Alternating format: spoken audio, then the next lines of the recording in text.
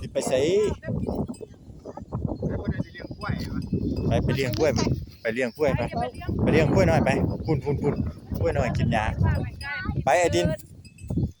นี่มาชวนปู่พาไปมันจะชนอะไรบัฟฟาโลพุ่น กำลังไงอย่าไปใกล้ตัวนี้ด้วยอย่าไปใกล้ไอ้ดินมันจะชนตัวนั้นมันสิส้นน่ะ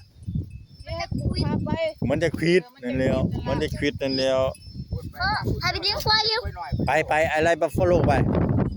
ไล่บัฟฟาโลไปเลยไอ้น้ำอะไรไล่บัฟฟาโลไปย่างไปเลยอย่าไปใกล้มันไปเบิ้งซื่ออย่าไปใกล้ ๆไปเบิ้งซื่อแล้วอย่าไปใกล้มันจะชนไปสวนผักกัน สวนผักจะใส่ ตำผมมา ๆอันนี้ตามไปใส่เนี่ยอันน้ำสิตามไปใส่ตามไปใส่พูนไปน้ำไปดินแล้ว